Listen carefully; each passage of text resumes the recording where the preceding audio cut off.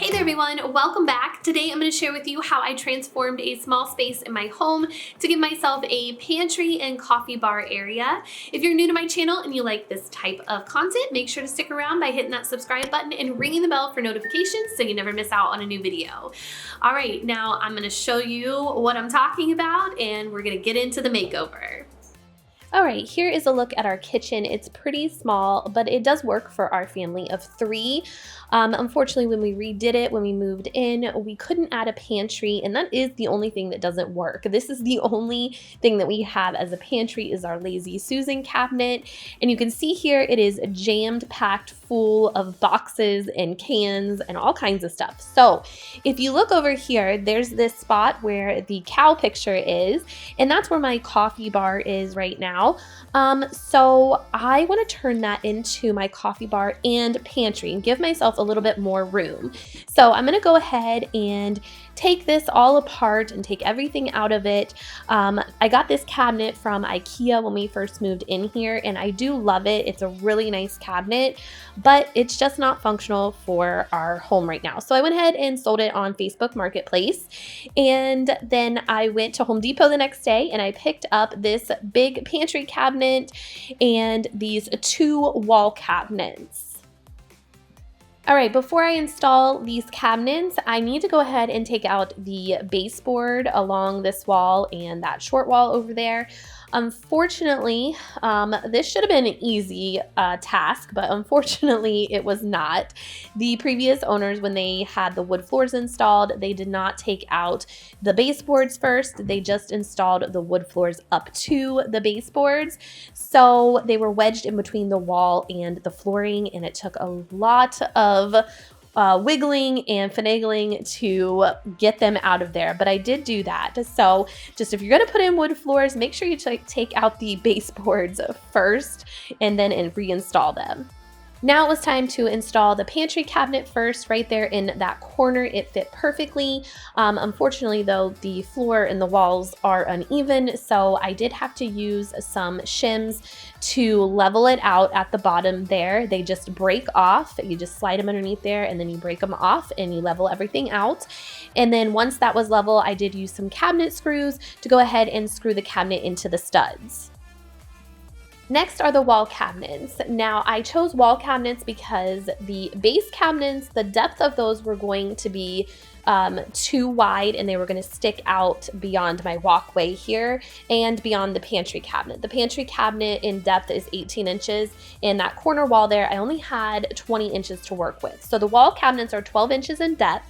But you can see here I have a little issue with the height. They are a little bit lower, so to raise them up to match the pantry and to also make them counter height, I used some 2x4s and cut those to 5.5 inches, which is the same height as in between the pantry cabinet. And then I screwed those in, and that made some feet for these cabinets, and they were able to sit beside the pantry, and they matched up really well. And then I just placed those in place.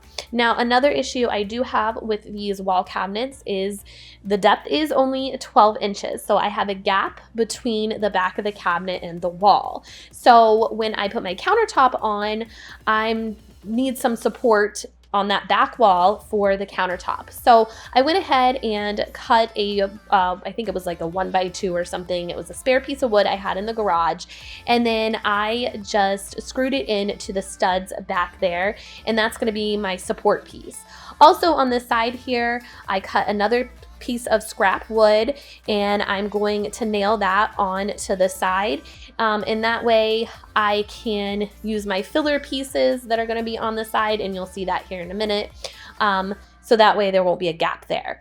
And then after that was all set up, I was able to go ahead and screw my cabinets together to keep them nice and neat. And then now here's the side panel pieces that I put here, and you can see why I installed that board there, so that way I would not have that gap. And then I put another side panel piece up where the pantry is there, and I just used my nail gun to nail these in. It worked out perfectly. I love this nail gun. It is awesome for small jobs like this.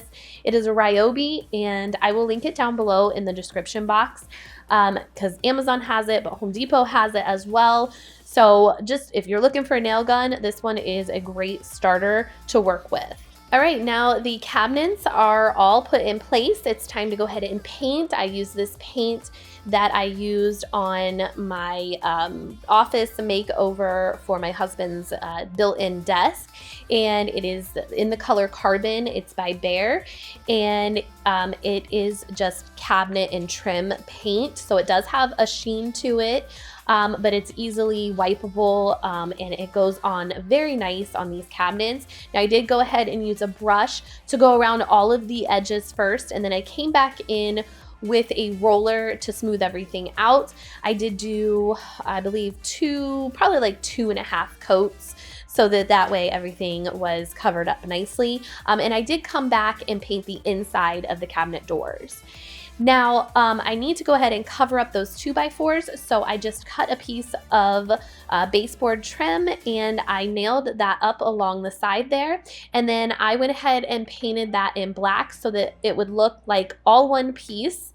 And now it is time to address this outlet here. There's an outlet back there. I need access to that outlet. When the countertop is on top, you're not gonna have access. So what I'm gonna do is I'm gonna take a hole saw and I am just going to drill in there and drill a hole in line with that outlet. And then I'm going to take my Dremel tool and I'm going to cut out a box so that way I have enough room to stick my hand in there all the way through there to be able to plug a plug back there, like I'm doing here. So I just plugged an outlet in there. And then I need to drill a hole up in the top there. So I just did that with the hole saw so that way my cords can feed down through there. And then I'm gonna go ahead and take this outlet and I'm gonna put some hook and loop fastener on it.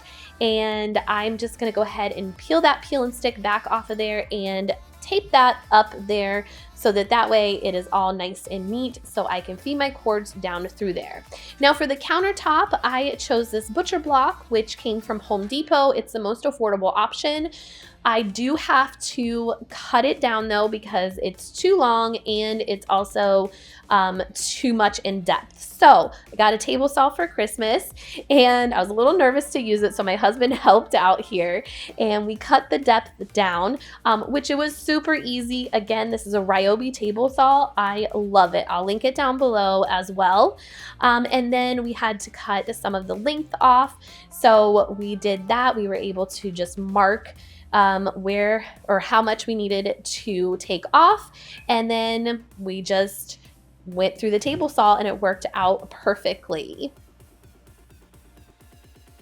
Now I'm able to go ahead and put my countertop on to the top of these cabinets, and I just slid it on there. I did use some screws and come up underneath the cabinet to hold it in place. And then I did drill a hole into the top of the countertop through that hole that I drilled in the top of the cabinet, so that way I can feed my cords all through there again, and plug everything in.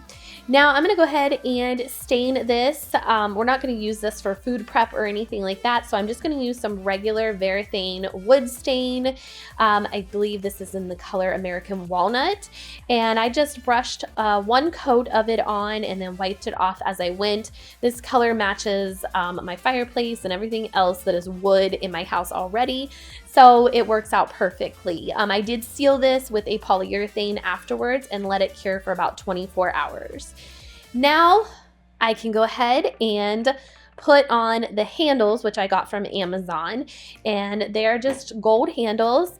And what I do to put them on is I just use a tape measure and I just measure in the middle, and then I marked the back of each handle with some chalk, just regular chalk, and then I pushed it up against the cabinet to mark the holes, and then I drilled my holes, and then I just screwed in my handles. It worked out perfectly and everything lined up evenly.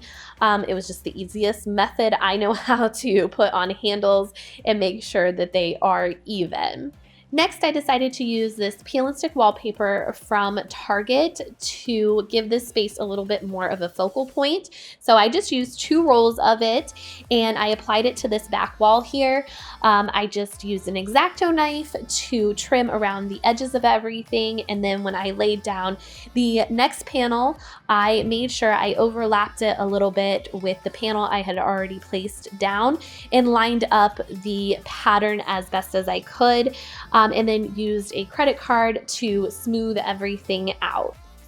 Now what I'm going to do is I'm going to hang some open shelving above the countertop here, and I just made these shelves myself. I used a 1 by 10 by 8 foot long board and I cut that in half so that way I had 2 4-foot pieces, and then I stained both those pieces with that same American walnut stain that I stained the countertop with, and I hung these with some brackets from Home Depot. All right, now everything is ready to be decorated, the coffee bar and the shelves. So what I like to do is gather everything up here.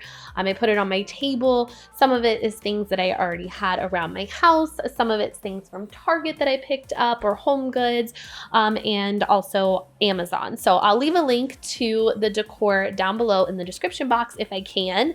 So I just started off with the coffee bar. I added all of my appliances that I needed to plug in, and this worked out perfectly. I was able to feed those cords through the holes that I made and just plug them in to my outlet that I placed on the inside of my cabinet. It worked out perfectly. Now I'm able to just continue to decorate the coffee bar with a few little things here. And then for the shelves, I like to try to stick to a rule of 3, like groups of 3. So that's kind of what I'm doing here. I'm not a decorator. I don't know what I'm doing. I just like to play around with things. And if I like it, I leave it. If I don't, I take it apart and do something different. So all of that is done, and for my pantry cabinets, I didn't film this part. I just put everything back and kind of just tried to organize it with some baskets. It works out a lot better, and the cabinets in the coffee bar are for glasses and coffee cups and extra dining things that I need. Now that everything is finished, here's a quick look at the before, and now here's the after.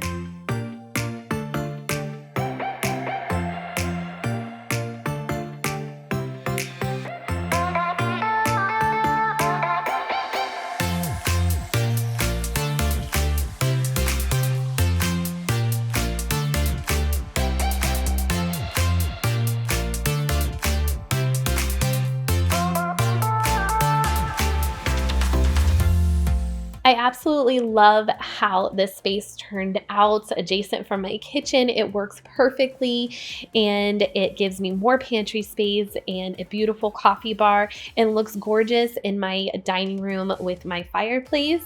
I hope you guys love this as much as I do and you enjoyed this video. Make sure to give it a thumbs up and follow me on Facebook and Instagram for more, and I will see you guys in the next one. Take care. Bye-bye.